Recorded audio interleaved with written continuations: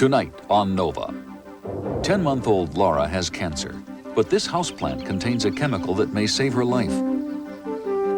From everyday painkillers to prescription heart medications, modern pharmacies are stocked with powerful drugs that were first derived from plants. Scientists are searching for new medicines among the exotic plants of the tropical rainforest. But will they find tomorrow's wonder drugs before the forest disappears? Tonight on Nova, the hidden power of plants.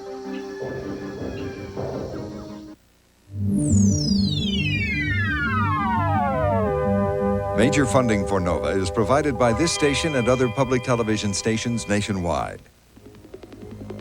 Additional funding was provided by the Johnson & Johnson family of companies, supplying healthcare products worldwide.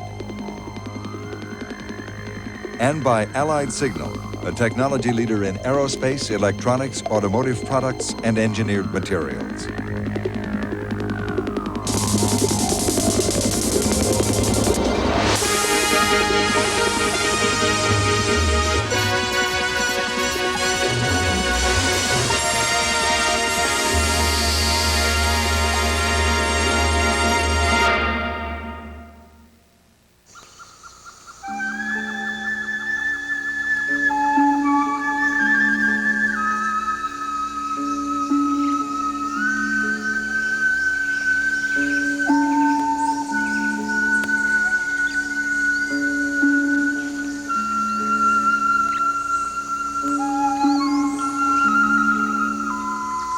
By any measure, the plants of the tropical rainforest are beautiful and mysterious.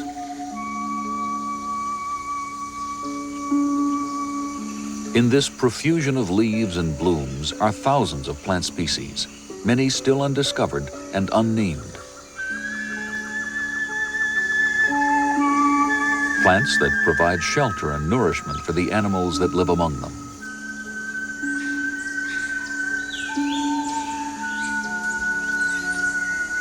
Plants that help sustain the Earth's atmosphere, renewing the oxygen that makes life possible. And plants that provide medicine. Indeed, the history of medicine has been largely the story of plants and the potent chemicals they produce.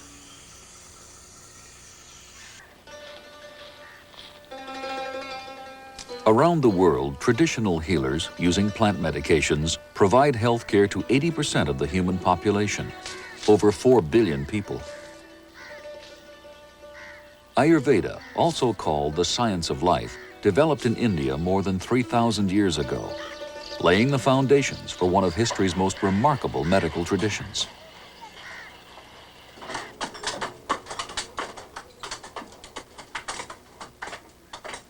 This system of herbal remedies and natural healing is still dominant in India. There are more than 8,000 prescriptions in this ancient system of medicine, and factories like this one process raw materials into preparations used by over 500 million people. From Ayurveda, the Western world learned about Rauwolfia serpentina, or the snakeroot plant. Also known as reserpine, it is used to control hypertension and is a compound essential to modern cardiology.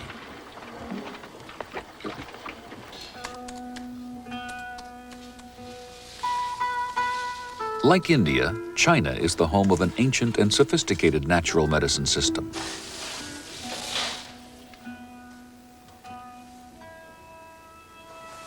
Over 4,000 years, the Chinese have discovered, developed, and refined more than 11,000 medical prescriptions based on the natural chemistry of plants. These mixtures and compounds were based on centuries of empirical observation of their effects on the human body. Using ancient recipes, remedies are carefully weighed and measured in accordance with the physician's requests.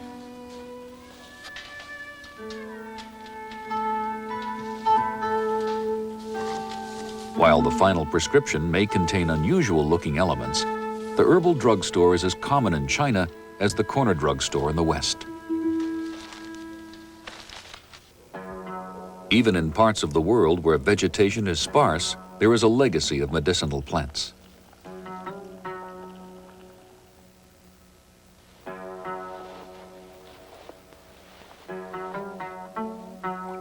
For centuries, the Bedouin have used ami seeds, which contain cromolyn, as an effective asthma remedy.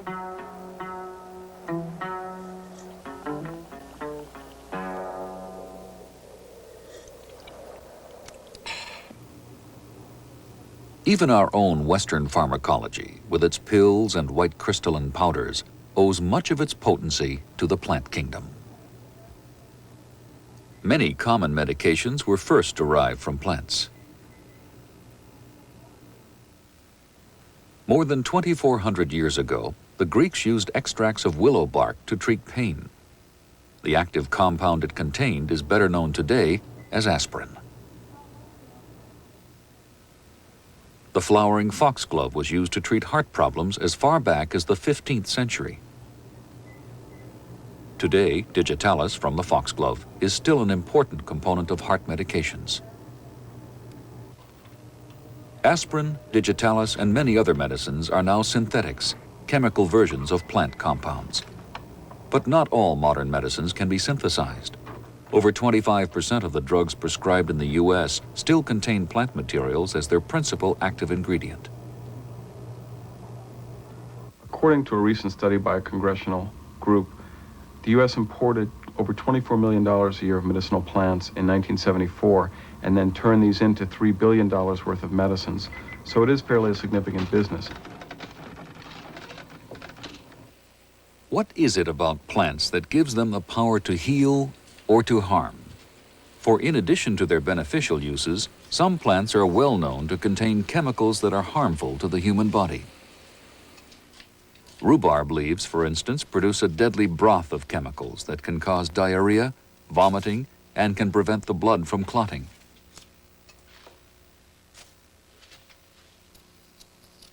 Every part of the potato plant, except the fleshy tuber, can cause severe poisoning.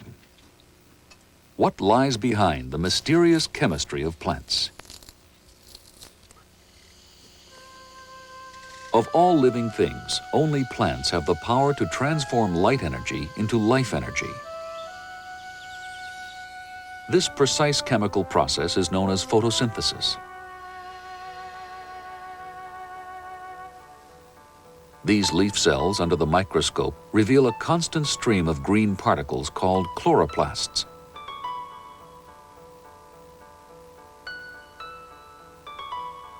Magnified 40,000 times, the inside of the chloroplast is seen to be made up of tiny light collectors arranged in layers. There are thousands of such chloroplasts in each green leaf, performing the task of photosynthesis. Within the leaf, carbon dioxide absorbed from the atmosphere and water taken up by the root system undergo complex chemical reactions fueled by energy from sunlight. The result is the simple sugar glucose, which is stored in the leaf cells as food.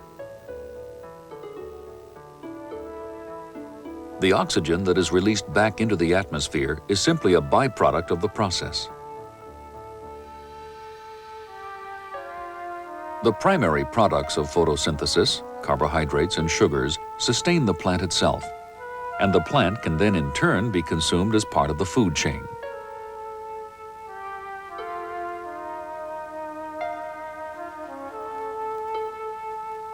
Yet only a few of the many chemicals produced by plants are primary compounds.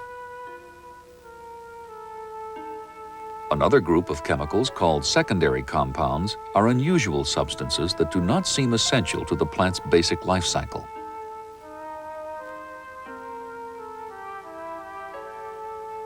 For the most part, the functions served by these secondary compounds are still unknown.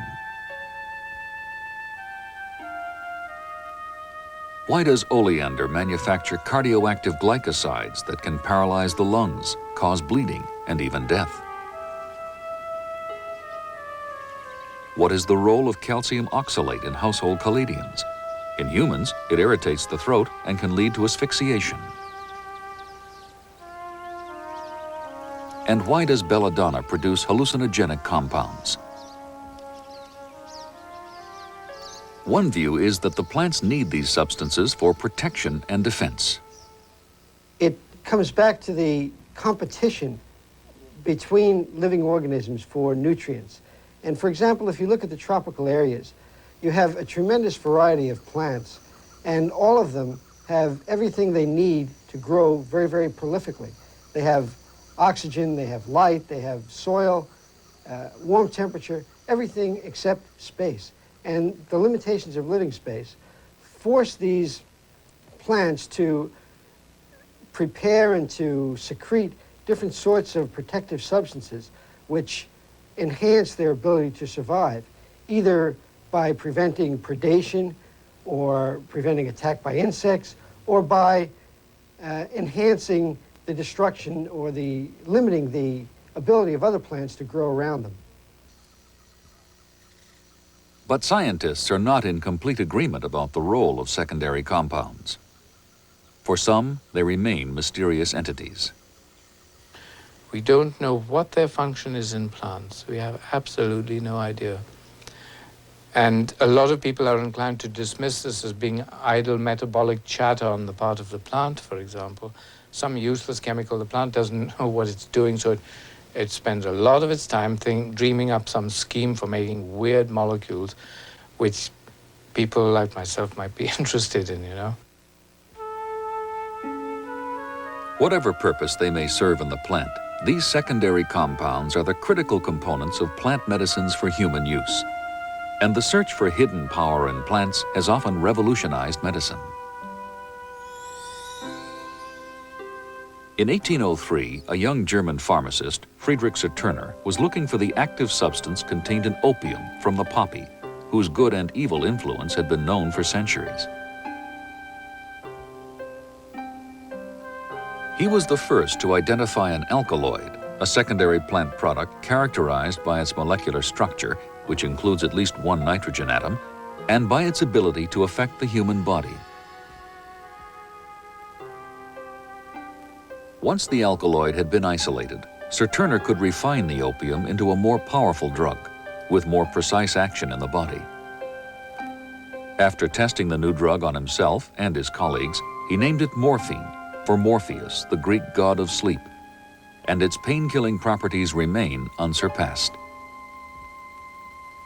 Alkaloids are the active compounds in such familiar drugs as nicotine, caffeine, and cocaine. They have also accounted for modern-day medical breakthroughs. The Madagascar periwinkle has a long history as a traditional remedy, used to treat everything from sore throats to diabetes. In the 1950s, scientists discovered that an alkaloid called vincristine, produced by the periwinkle, had a new application in treating childhood leukemia and other cancers. 10-month-old Laura is receiving vincristine as part of a program of therapy to stop the growth of a malignant tumor. Her physician, Dr. Mark Greenberg, describes how vincristine works. Vincristine is a mitotic spindle poison. What the drug actually does is to arrest the division of cells. When a cell of any sort divides, its chromosomes split into two and then attach themselves to what's called a mitotic spindle. And the mitotic spindle helps to pull the two halves of the chromosomes apart. What vincristine actually does biologically is to poison that spindle, or the tubules that form that spindle. It does this preferentially with malignant cells. And so what it's doing is really attaching to any tubules, any mitotic tubules in malignant cells that are in the process of dividing. The use of vincristine is just one part of an aggressive medical approach to childhood cancer. We almost never use drugs by themselves. We use a combination of drugs that act at various points in the cell cycle. So that vincristine, used in combination with many other drugs, is enormously effective in this sort of range of malignant disease in childhood. Between the new drugs and the new methods of chemotherapy, we've gone from what was perhaps 10 or 15% 5-year survival in childhood leukemias, now up above 85 or 90%. Other life-saving medical breakthroughs have recently come from the natural world. A vacation stroll in Norway 15 years ago led to a discovery that revolutionized the science of organ transplantation. An employee of a Swiss drug company looking for dirt collected a few spoonfuls of mud from a murky swamp. He brought the mud back to the lab here in Basel, Switzerland. Because many antibiotics have been discovered in soil, drug companies routinely check soil samples from all over the world to see what they contain.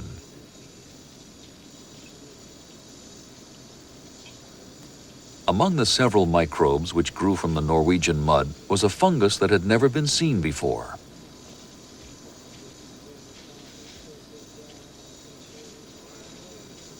This new fungus produced a chemical that had an unexpected benefit. It could counteract organ rejection. Although the surgical techniques that allow transplants have been in use since the first kidney transplant in 1954, the transplants themselves were only moderately successful. In order for transplants to work, a significant problem must be overcome. A transplanted organ is perceived as a foreign invader by the body's white blood cells, which then attack the new organ, in this case a kidney.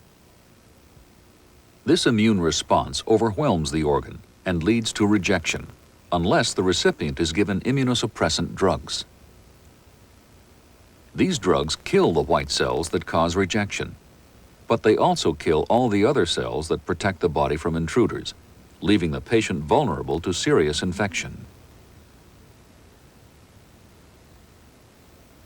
More than ever before, cyclosporin solved the problem. When the white blood cells start to attack a new organ, cyclosporin calls them off. But unlike the other anti-rejection drugs, it doesn't kill them. It just stops their assault. So the organ is protected, but the white blood cells can still patrol the body and keep it free from infection. So we go right at the joint line right above. Over 7,000 transplants are performed in the U.S. each year. Since cyclosporin was first made available in 1983, the success rate of certain transplants has grown to nearly 80%. The recent discovery of such drugs as cyclosporin and vincristine suggests that there is still untapped potential in nature's chemistry and has inspired the search for new medical products from plants.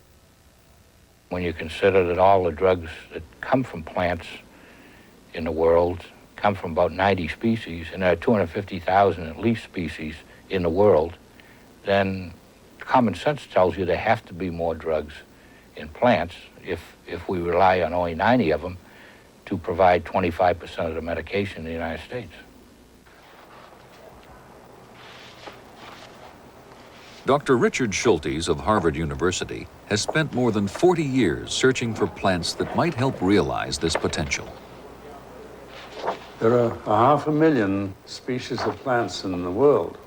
My interest is purely medicinal, but I hope one day at least one of the plants that I have brought to the attention of science may give us a new medicine. An ethnobotanist, Schultes specializes in the medical uses of plants in traditional cultures. His work has focused on the rainforests of the Amazon and in teaching others the ways of the jungle. The blowgun among the peoples who use it is extremely accurate. They will put Blowguns and poison arrows have played a significant role in Schultes' research, and he enjoys showing off his prowess with them. And then, of course, I'm in a building here, and I can't shoot very high. But we're going to try to see if we can hit that target up there.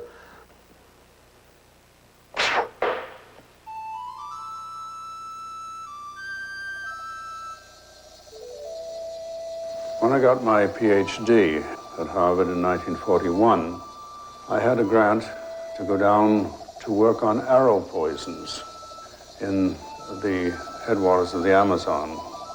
Arrow poisons, which the natives used to kill animals, were becoming very important in medicine. The best known of those arrow poisons, curare, has become indispensable as a muscle relaxant during surgery. To Schultes, the Amazon was an obvious starting place for botanical research. when you look at any flora, even our own depaupered flora here in New England and Canada, it's a veritable chemical factory. Multiply our 1,800, 1,900 species, multiply that to 80,000, and you can see what an emporium of chemical wealth the Amazon is. Schultes himself has collected over 24,000 plant specimens, many of them previously unknown. With such plant riches available for study, botanists must find a way to focus their research on the plants most likely to have medicinal value. If chemists are going to have to get material of and analyze 80,000 species, they'll never finish the job. One shortcut is to concentrate on those plants that the natives have found to have some activity on the human body. Schultes found the local medicine men to be his most valuable tutors in plant medicines. He even participated in their rituals. He's the tall one on the right. Mark Plotkin, an ethnobotanist who was trained by Schultes, also works in the Amazon, using the same methods. Well, according to Professor Schultes, the oldest profession in the world is actually that of the shaman or witch doctor. But through the course of human history, most of the world's medicines have come from plants. It's only relatively recently, with the advent of modern technology, that we've been able to reduce our dependence on medicinal plants as a source of medicines. The medicine man or shaman or witch doctor or brujo or curandero is the person who knows the most about these plants.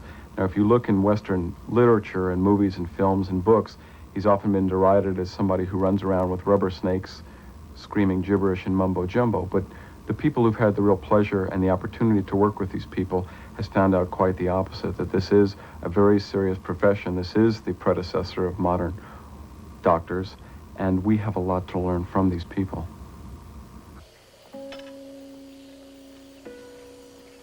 This is Dionisio Aguinda. He is a brujo, or medicine man of the Ecuadorian Amazon.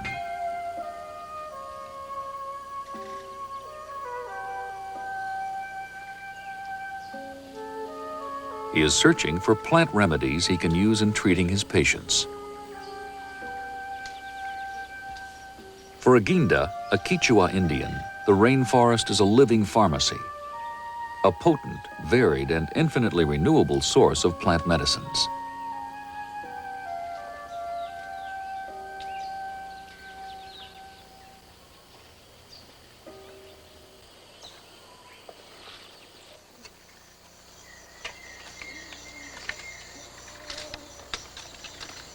Aguinda uses this bark as a treatment for pain.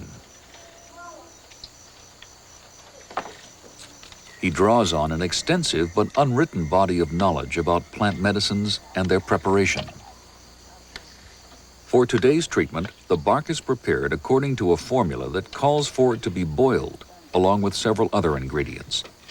The formula, along with countless others, was passed down to him from his father and grandfather, who were also medicine men.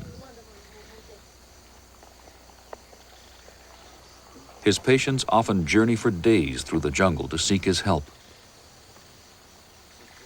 This woman has a persistent stomach pain. Because of the bark's unpleasant taste, the medication was prepared in a weak broth. Like many plant medicines, it must be taken several times to reach its full effect.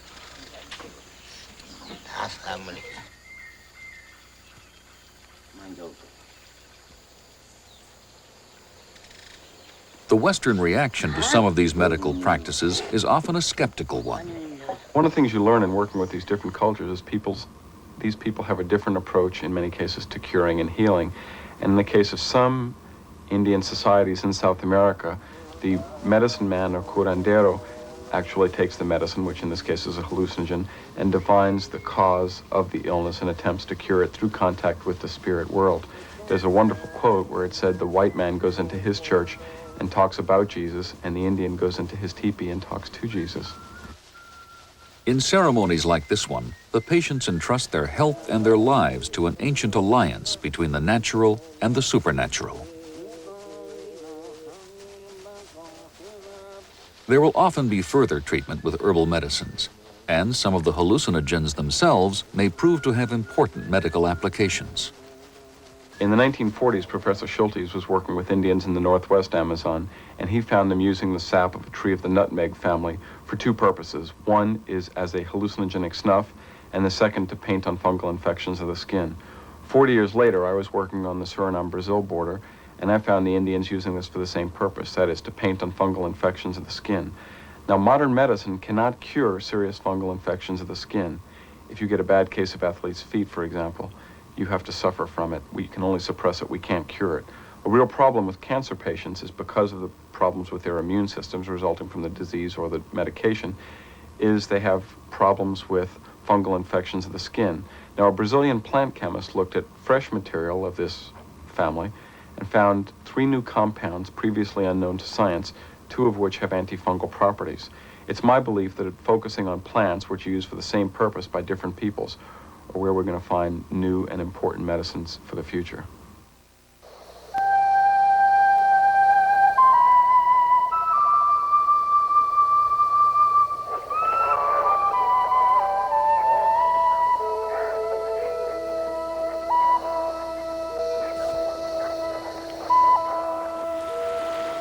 This remote part of Ecuador has recently become the focus of intensive scientific study, part of a systematic effort to document the elaborate medical tradition of the Quichua Indians.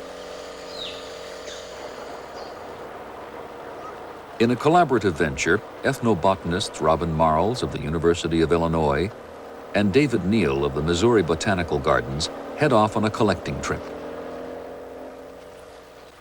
Our project is involved in basic biological inventory of the Amazon forest to find out just what's here, what plants are here.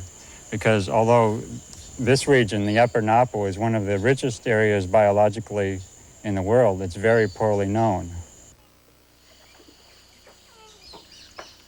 Today, Dionisio Aguinda allows the scientist to accompany him as he sets out on one of his routine trips to collect medicinal plants.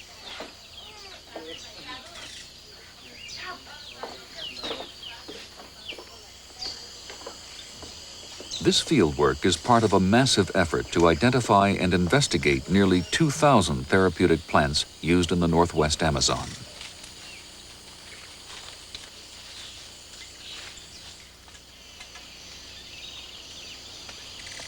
Even to experienced naturalists, the sheer diversity of the Amazon, with its more than 80,000 plant species, is overwhelming. Without Aguinda's guidance, their chances of discovering useful medicinal plants are remote.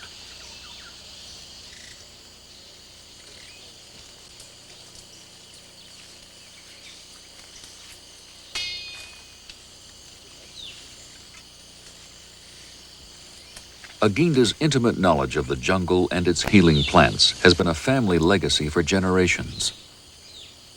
But around the world, the knowledge of such natural healers is on the verge of disappearing. Aguinda's son, Enrico, represents the end of the family tradition. Instead of training as a medicine man like his father, Enrico has become a guide and translator for the growing traffic of prospectors, oilmen, and even tourists who now filter into the heart of the forest. When Aguinda dies, his family legacy will pass from the human record, and science will lose a vital link to the mysterious plant kingdom. What we're looking at is a culture that's standing on the edge of a precipice, and this culture and this knowledge is going to disappear over the edge of that precipice unless we work to document that knowledge in the next generation. Every time one of these old medicine men dies, it's as if a library has burned down. In fact, it's worse than that. If a library in this country burns down, most of that knowledge is found in other libraries as well. When these old medicine men die, that knowledge is lost forever. With an increasing sense of urgency, the research team will attempt to make a permanent record of Aguinda's medical knowledge. Following his leads, they continue their search for samples of the plants Aguinda uses, which might have further medical potential. This is a species of Sloania, S-L-O. This fieldwork in Ecuador resulted in the collection of over 200 species.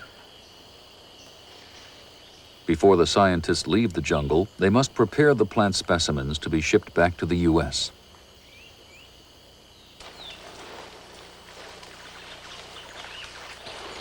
Through the ages, botanists have used similar methods to organize and preserve their findings. Samples of each plant, called voucher specimens, are first sorted according to common characteristics, such as leaf shape and structure or presence of flowers. The voucher specimens are then pressed between layers of newspaper to dry.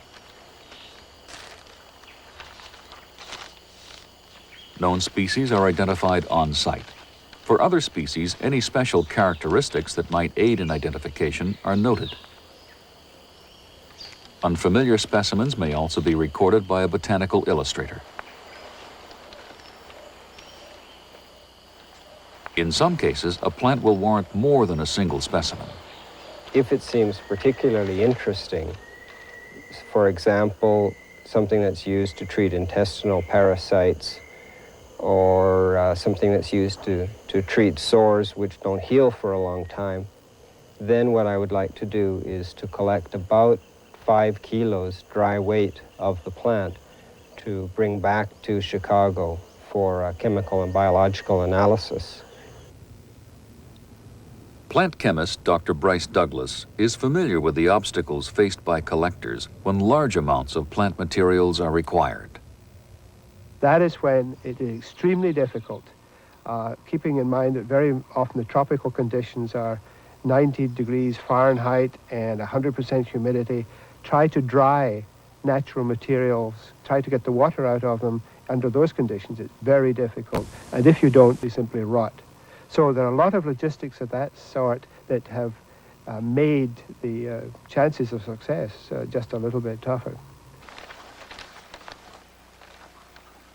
Once the samples are back in the lab in Chicago, Robin Marles can begin the detailed chemical analysis of the team's collected specimens. It may be months or even years before they know if they've discovered anything. You're only going to find activity in a few percent of all of the plant extracts that you test. Then from there, you've only got the initial stage, which is some sort of a crude extract or gum or goo that has the biological activity you're after. You've then got to go into the chemical side and start purifying that until you can get it down to a pure compound. That takes an awful lot of time and work, and at each stage, you've got to follow it by biological assays looking for the same activity that's desired in the end, so as to make sure that you're on the track of the active substance. One active substance of potential pharmacological value has recently been detected at the University of British Columbia. Here, scientists have found unusual and highly toxic chemicals in a variety of garden marigold. The marigolds contain compounds called polyacetylenes, which seem to be showing some promise in lab experiments as anti-tumor agents. In this demonstration, an extract from the marigold is added in equal parts to 2 dishes containing mosquito larvae. The larvae absorb the polyacetylene molecules into their bodies. These molecules are unusual because they are photosensitive, becoming active only in the presence of sunlight. The specimens are placed in an ultraviolet light chamber. One dish is covered so that its contents are shielded. The combination of polyacetylenes and ultraviolet light causes a violent reaction that destroys the cells of larvae in the unshielded dish. Those in the covered dish remain unharmed. Researchers are hopeful that such light-activated toxins could be modified for use in the human body, where they would be targeted to destroy particular cancer cells while leaving the body's normal cells intact. Extensive research into anti-cancer drugs that could be derived from plants is now being sponsored by the National Cancer Institute. It's the largest program of its kind in the U.S.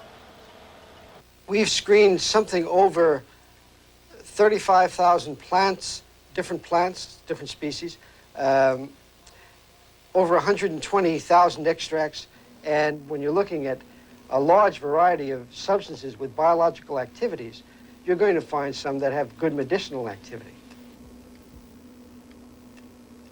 Thanks to the development of new technologies, the NCI scientists have become increasingly sophisticated in their approach to screening for anti-cancer agents in plants. After perhaps 25 to 30 years of testing, we've now realized that we're not apt to find a kind of magic bullet, as it were, for cancer, because cancer is so many different diseases, and each cancer in each different organ is different to the others and doesn't respond to the same sorts of drugs. We're going to look for agents which are highly selective for specific types of cancer. So we'll be screening for agents against lung cancer, colon cancer, breast cancer, and looking for agents which affect those specific types of cells and not other cells in the body. The Natural Products Division of the NCI is extending its search for new anti-cancer agents beyond the plant kingdom. Recently, they've carried their exploration for natural medicines to the sea. One promising discovery comes not from a plant, but from a marine animal called a tunicate, or sea squirt. Dr. Kenneth Reinhardt. The sea is really a rather harsh environment in the sense that everything grows on everything else and everything eats everything else. So that something that's just sitting there, like sponges or tunicates, really have to have some way of defending themselves. The tunicates are especially interesting creatures. They are just sitting there, and they are invertebrates like sponges. They don't have the shells that mollusks have, and they don't have the spines that sea urchins have, so they have to defend themselves chemically. This chemical defense system is proving to be a rich source of potential new medicines. Among the several hundred species so far discovered, nearly 30% have been found to contain substances that destroy viruses or tumors, and the research is only just beginning. Marine animals have really been very, very little investigated as potential sources of pharmaceuticals.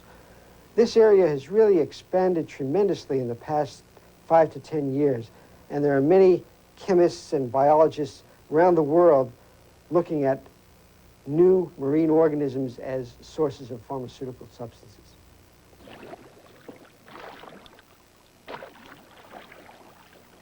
We're really very excited about the prospects for marine natural products.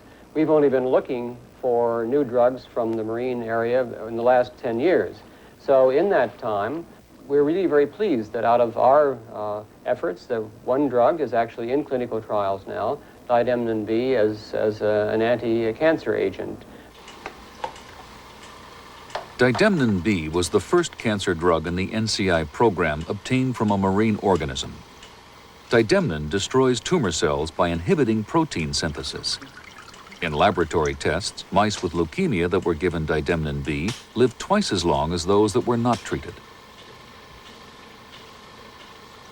The drug is now in human toxicity trials. Didemnin B was first discovered in 1978. A complex series of steps, taking nearly a decade, were required to transform the natural chemical found in a marine animal to a refined substance that may someday save lives. The substances that we get from nature are very often not the optimal substance which is going to be the final drug. But what we are looking for is all these wild leads, these unusual, wonderful compounds that we would never dream up ourselves. Sometimes they can go through to be the drug themselves, but most of the time you've got to take that compound and then either modify it synthetically or make related sorts of compounds by synthesis. Many promising drugs must first be chemically altered to reduce their toxic side effects. This long, expensive, and painstaking process has been considered routine when working with substances from nature. But recent breakthroughs in computer technology, developed at the National Institutes of Health, may dramatically speed up this work. The process is called molecular modeling. Using this powerful computer system, scientists can simulate the interaction of a natural drug with human biology. By studying how molecules fit together, the scientists have a front-row view of organic chemistry that can never otherwise be seen, even with the most powerful microscope. The researchers use electronic puppet strings to simulate chemical experiments and can quickly determine which parts of a natural substance might cause toxic reactions. Their ability to visualize these experiments represents a dramatic advance. The process was pioneered by Richard Feldman. On the one hand, it provides scientists with knowledge about the structure of proteins and DNA, and from this they can understand how the drugs relate to those things. But on the other hand, we can also do modeling by ourselves and then go to the scientists and say, look, you know, this is interesting, this is important. Why don't you start thinking about these sorts of problems? Using this technique, the molecules can be manipulated and tailored so that side effects are minimized or eliminated. The resulting molecule becomes a template that the scientists can use to design a safe and effective drug. The combination of molecular modeling and new bioengineering techniques suggests a promising future for drugs from natural sources. But today, the major research thrust into natural medicines comes from academia and government, not from the pharmaceutical companies. There are no more than 2 pharmaceutical companies in the United States that have research programs designed to look for new drugs and plants. It's a mystery as to why this is true, because in 1981, the American public paid $8 billion for prescriptions dispensed from community drugstores that have as their active ingredients drugs that are still extracted from plants. So you have an $8 billion plus market with less than $200,000 of research and development. So how can anybody expect a lot of new drugs to come from plants with this small emphasis on the discovery aspect? One explanation for this might be found in the experiences of the pharmaceutical company SmithKline & French. During the mid-1950s, the company began an extensive plant screening program. Its director was Dr. Bryce Douglas. We had felt for many years that there was a great potential in natural products which had not yet been realized, because we were aware of history, that so many of the then used drugs, this is some 20 years ago, the drugs then used had come from natural products, and particularly from a class of substances called alkaloids. So we systematically started looking at plants from their possible alkaloid content. Alkaloids are nice, identifiable chemicals. They have a little handle on them that you can grab hold of chemically, and so you know when one is present or not in a plant. Using the techniques available at the time, the SKF team mounted the most extensive plant medicine research program ever undertaken, collecting and screening over 30,000 plants from all over the world. The SmithKline & French program was a very systematic one, in which as much science as was available on the alkaloid side was utilized, both in finding the alkaloid, identifying its structure, and determining its pharmacology. What we found after looking at so many plants was that there was a uniformity of action in many of these alkaloids, unfortunately. In other words, there was not enough new activity in these results to justify continuing a large-scale survey of plant materials. The logistics of collecting, ensuring a continuous supply of raw materials from the jungle, had become overwhelming. And there was yet another consideration. There was something else happening at this time. The science of chemistry, the science of chromatography, the science of separation of natural materials, all was coming along. Advances in science always seem to happen in spurts. These things happened, and so this helped indeed with the logistics. If you once isolated the alkaloid material in its pure form, it now became possible through X-ray crystallographic analysis to obtain the chemical structure of a complex substance in a reasonably short time. That helped a great deal, in fact, to move natural products along, but it also helped to move us away from the natural products method of screening and collection, because now you had a chemical structure that you could manipulate by the very powerful organic chemistry of the day. And indeed, that's usually what happened. A natural product was the focal point for the start of a very intensive effort to modify a structure to produce the medicine. So natural products are really always with us, but in the formal sense of collecting, the logistics became burdensome for SmithKline by about 1966. The program was formally ended, and SmithKline, like other pharmaceutical companies, began to direct its energies toward the chemical synthesis of new drugs. But now, 20 years later, the research emphasis may be shifting back again. I think we're seeing a change in attitudes, and we're going to see much more of this type of sponsorship in the future with modern technology and the ability to analyze plants in a much more rapid manner than we were in the past. I think this is the wave of the future. And pharmaceutical companies in Western Europe and in the third world in particular are very interested in plant medicines. It has been said that there is a preference by pharmaceutical companies for a purely synthetic approach to discovery of new drugs and over the natural products. In fact, these two worlds are not separate and they link very much together. I think no matter how brilliant the chemist or synthetic chemist, we're all dependent on the natural ideas. So I don't think it's one or the other. Each area takes its predominance based on the point of evolution of the sciences. Today, in fact, we're much more deeply back in natural products than we ever were with genetic engineering. Because now you can, in fact, obtain a useful result with a small amount of a natural material, and instead of heading back to the jungle to collect it in large amounts, you now head to the molecular biologist's laboratory, and he will probably produce it in a yeast for you, an uncommon host for that kind of material. So in fact, we're back more deeply in natural products than ever, and all the pharmaceutical companies obviously are, many institutions are. The medicines of the future are likely to come from the chemical modifications to nature made possible by new bioengineering techniques. But the most important idea from nature, the plant gene itself, can't be synthesized. I have a real problem with the fact that most of the general public thinks that genetic engineering is going to save the world. They think that with genetic engineering, we can invent everything in the laboratory. Nothing could be further from the truth. What genetic engineering allows us to do is combine different genes in the laboratory. This will have great use in the future if we preserve many of these genes, which are in great danger in the tropical countries.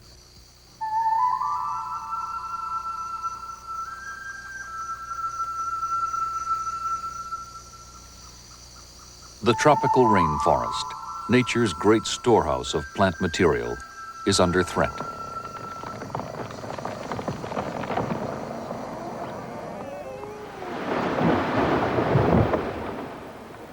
Each year, over 28 million acres of rainforest, an area about the size of West Virginia, are destroyed in lumber and land development projects.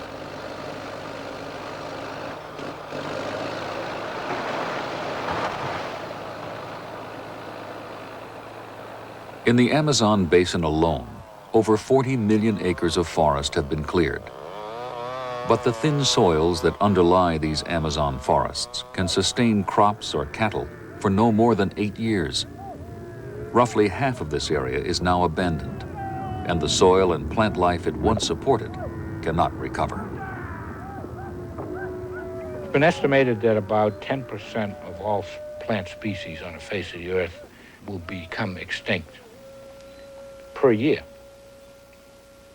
For every plant, therefore, that goes extinct, you have to consider it also as a potential source of a new cure for something.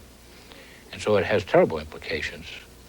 If we don't increase our commitment to conservation, we're going to see the rate of species extinction increase rapidly. Species are going extinct. Each time one of these species goes extinct, we're losing something. In most cases, we know not what. Who knows if it's a cure for AIDS? Who knows if it's a cure for cancer? Who knows if it's a cure for other afflictions that will develop in the future? When we lose these things, they're lost forever. Awareness of what depletion of the world's biological diversity would mean has inspired some strategies for preservation.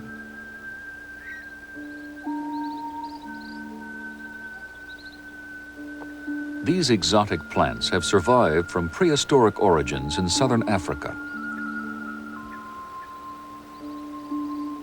Today, like many plants in the Amazon, they are on the brink of extinction. But these species may still be saved.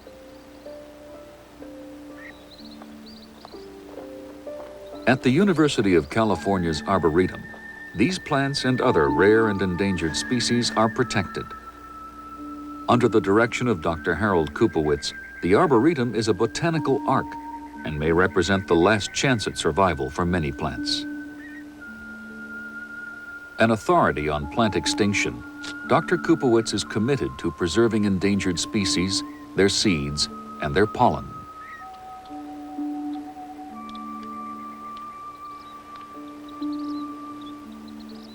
According to Kupowitz, the loss of 10% of the world's plants, as many as 70,000 species, would threaten a whole range of wildlife, from insects to songbirds, and be an unimaginable loss to modern medicine.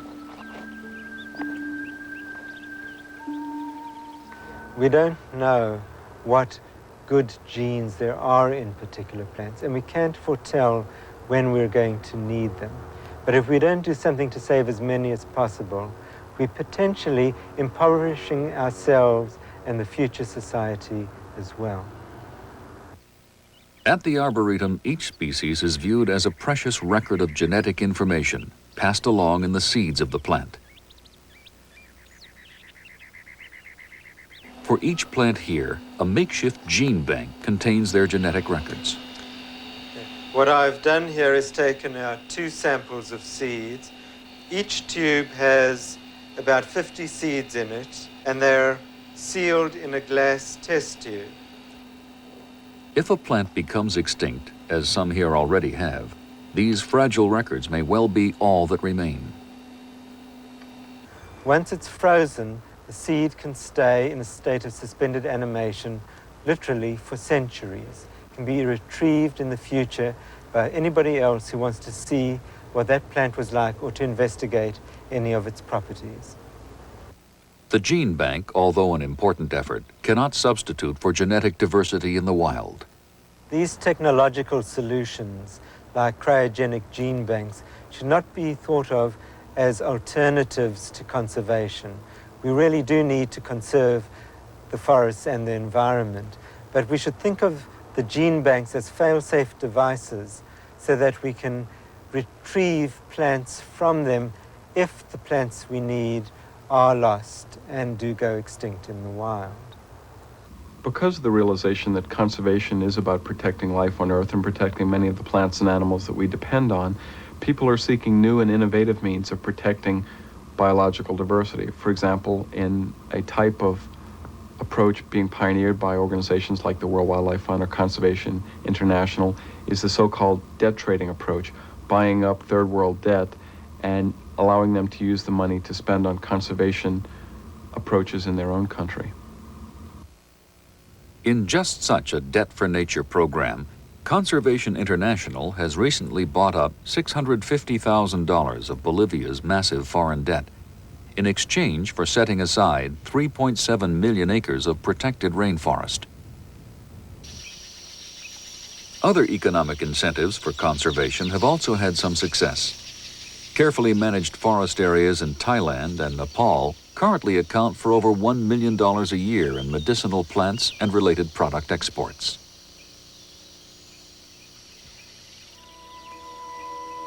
But given current projections, it is unrealistic to expect that rainforest destruction will cease, or that the plant kingdom can be entirely preserved.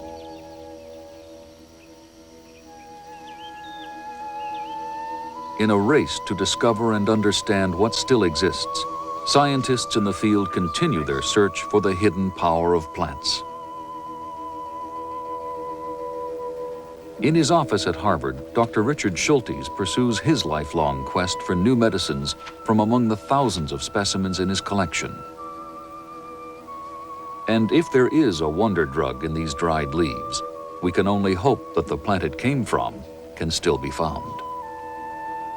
I think we have to keep in mind how little we really know about creating certain chemicals.